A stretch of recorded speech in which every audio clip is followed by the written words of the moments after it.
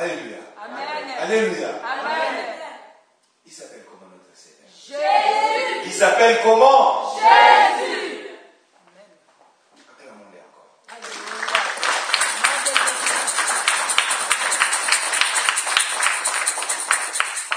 Voilà, mes chers frères et sœurs, comme nous avons parlé tout au long de ces mois-là, c'était le mois dernier, on a parlé de la repentance. Et aujourd'hui, je voudrais que nous faisons, disons, la conclusion de tout ça, et afin que nous puissions passer à autre chose. Je vais être bref aujourd'hui.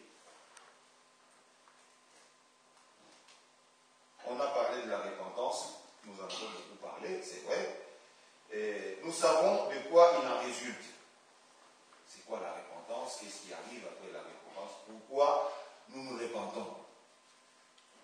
Mais seulement aujourd'hui, nous sommes arrivés à un stade à en tirer des conclusions.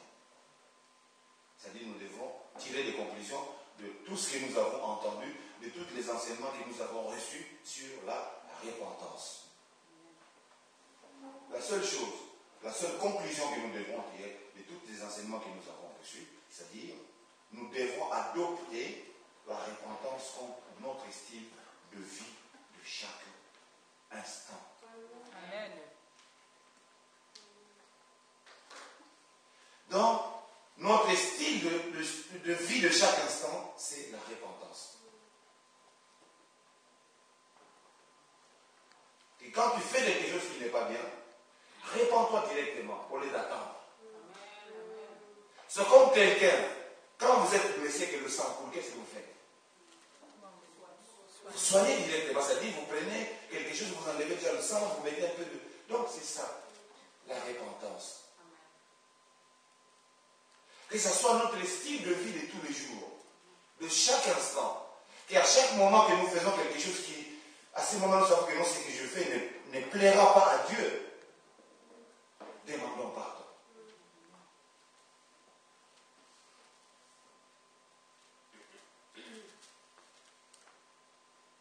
Nous qui avons des enfants, vous qui avez des enfants, vous qui avez des frères et des sœurs à la maison, quand votre enfant, votre fille, votre fils a commis une bêtise, vous les tapez, papa, pardon, papa, pardon. C'est vrai. Même si tu es en colère, mais le fait que ton fils te dit, papa, pardon, pardon, pardon, papa, qu'est-ce que tu fais? Tu arrêtes.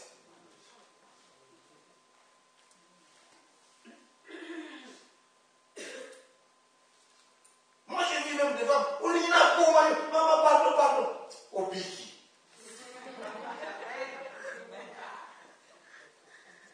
Mais ceux qui disent que moi, c'est au biki, bon, on s'en va en monter. Amen. Alléluia. Amen.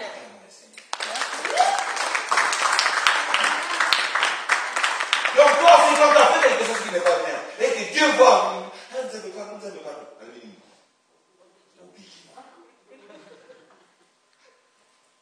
Parce que tu as demandé pardon. Amen. C'est ça la repentance, mes chers frères et sœurs. C'est comme j'avais dit l'autre dimanche, dans toutes les églises, la première chose à enseigner, c'est la repentance.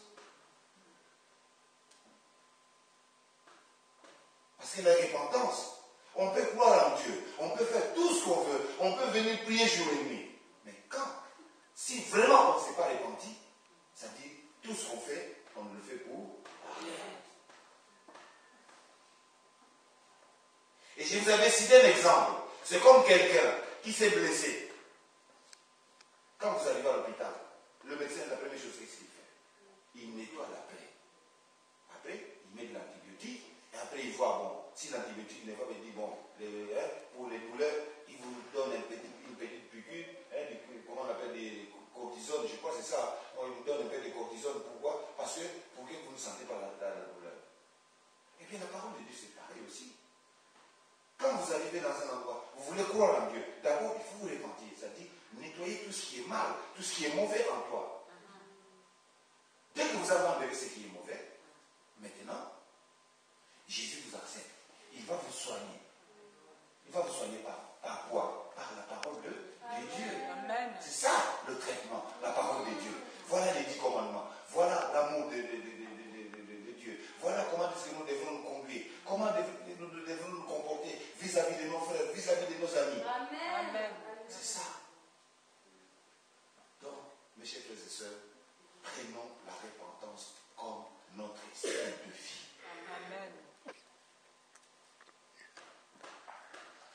maman, quand vous préparez quelque chose à la maison, vous avez bien préparé votre fumbo, je ne sais pas moi quoi. Hein? Vous avez mis tous les mabakou, tout, vous avez mis tout ce qu'il faut. Mais le soir, votre mari vient, il mange. Ah, maman, mon baiser, mon coquité. Oui, il n'y a pas assez de sel. Qu'est-ce que tu fais? Ah, maman, pardon. Tu vas dire mon gros bakis.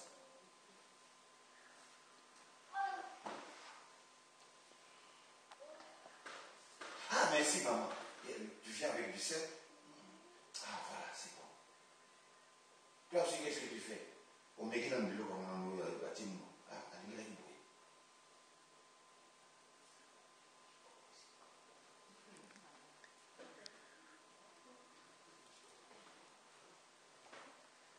mais si par hasard, on vous dit que mon coquille,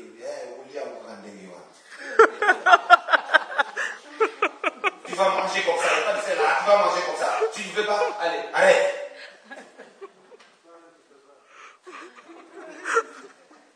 Est-ce que tu as arrangé les choses? Non.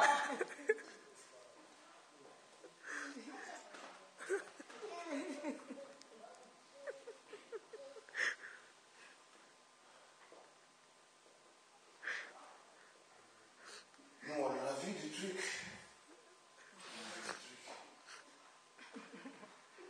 On a vu, mes chers frères et sœurs. Notre frère Mabasa nous a dit un jour, les petites choses sont des petites choses. Mais la fidélité aux petites choses devient de grandes choses. Donc ça, tu vois que c'est quelque chose de rien du tout. Mais si tu ne le respectes pas, ça devient grave. Mais si tu le respectes, ça devient une grande chose.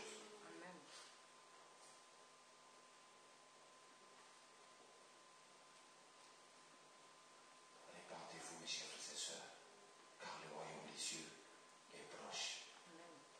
Jésus a dit, je viens bientôt. Mais ces jours-là, personne ne le connaît.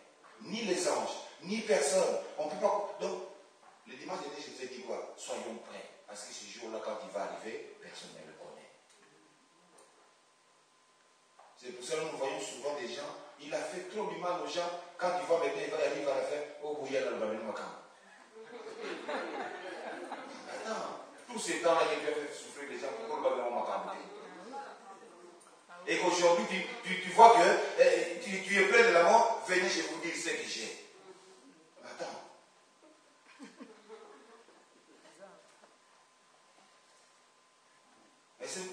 Et des fois, vous voyez, il y a des fois des gens qui sont excédés par la colère, ils disent, ah, crève. Et oui, ils ne veulent même pas vous écouter parce que pendant ce temps-là, les gens ont souffert, tu n'es même pas, tu t'es même pas repenti, tu n'as pas voulu dire ce que tu avais au fond de toi. Et aujourd'hui, tu vois que tu arrives à la fin, oh, venez, j'ai quelque chose à vous dire. Moi, je ne viens pas.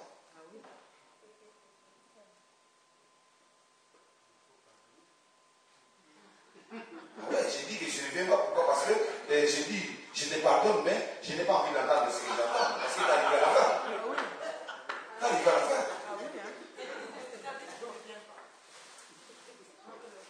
Parce que moi, mon père me disait quoi? Il me disait, tant que je suis en vie, ce que je te transmets, c'est ce que tu vas rester avec.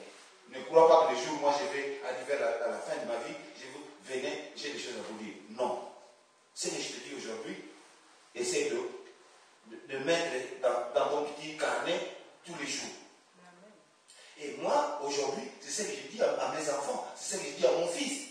Que ne crois pas que moi, maintenant, un jour, je vais mourir, que je viendrai, comme je suis pasteur, je viendrai avec rêve avec une grande voile blanche là, Stevie. Non. Non. Les jours où je m'en dirai doucement. Et ce serait une grande joie pour moi. Parce que je sais que ce jour-là, le jugement m'attend. Alors, mes chers frères et sœurs, ouvrez vos cœurs, répentez-vous. D'ailleurs, si nous voyons dans 1 Pierre 6, 1 Pierre 5, 6, qu'est-ce que nous disons?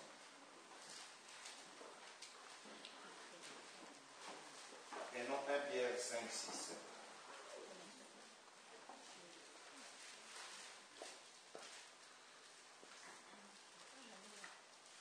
« 1 Pierre 5, 6, nous lisons ceci.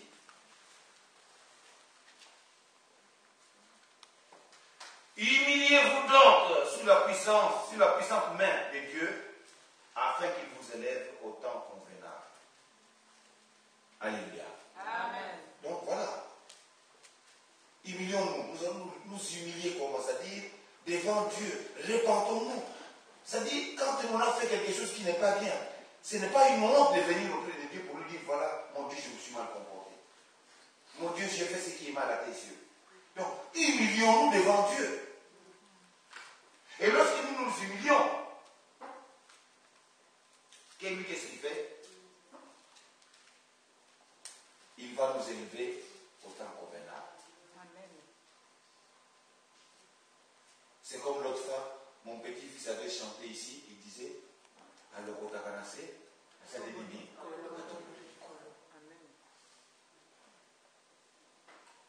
Donc c'est à toi maintenant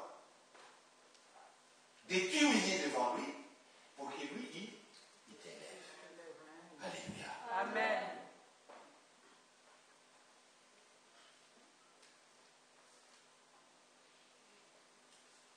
Qu'est-ce que nous voyons? Que la plupart des chrétiens, en acceptant Jésus comme sauveur, est sauvé.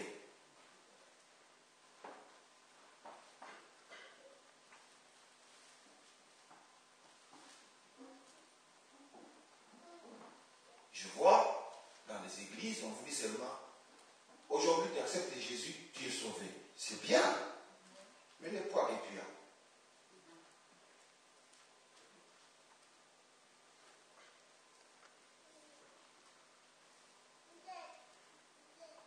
Donc il faut d'abord commencer par la repentance.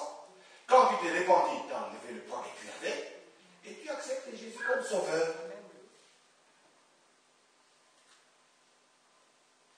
Mais aujourd'hui, dans les églises, on dit, acceptez Jésus, oui, acceptez Jésus, oui. Allez, on se pose les mains. On peut venir, tout. Tu vas à la maison. Mais comme tu n'as pas déchargé ce que tu avais, la nuit tu sors, tu étais ici, tu étais nuit tard, tu sors. Parce que tu n'es pas repenti. Et après tu dis, je viens, je prie, mais je n'ai rien du tout. Mais parce que la charge que tu as, tu ne l'as pas enlevée. Car Jean-Baptiste a dit, répentez-vous, car le royaume des cieux est proche. Alors ma soeur, mon frère, tant que tu ne t'es pas repenti, tu gardes encore en toi qui fonda, charge.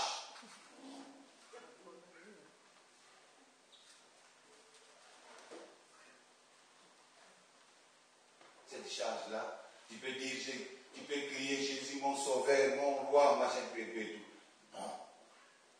Commence d'abord par te repentir, par le mal que tu as fait, par les bêtises que tu as fait. Au moment que tu auras enlevé tout ça, Jésus t'acceptera et tu seras affranchi. Amen. Amen. Acclamons le Seigneur.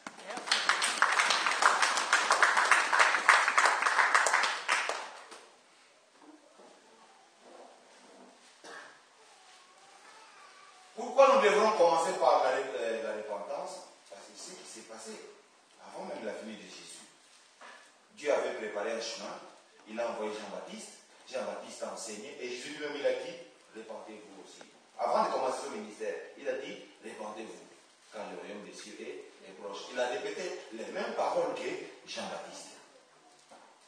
Et Jésus savait la valeur et le poids de la repentance. Je n'ai jamais vu, vous les mamans, quand vous allez au marché, vous achetez une bonne dorade, vous arrivez maintenant, quand vous arrivez, vous prenez la dorade, vous mettez dans la marmite, vous mettez les mafoutas, vous mettez tout, ail, tout, en même temps. Non, qu'est-ce que vous faites d'abord? Même si le poissonnier a nettoyé, vous arrivez à la maison, vous nettoyez d'abord, vous lavez. Un petit coup de couteau, vous enlevez tout ce qu'il y a à l'intérieur, vous enlevez les yeux, les choses qui sont à l'intérieur, là, vous enlevez. Pourquoi? Parce que le moment où tes enfants vont manger, ton mari va manger, qu'ils soient contents. Nous aussi, la repentance c'est quoi? C'est-à-dire nettoyer le poisson, vous enlevez les écailles, la saleté qui était là, les yeux. Quand on mettra sur la table, Dieu soit content et Jésus aussi soit content. Alléluia.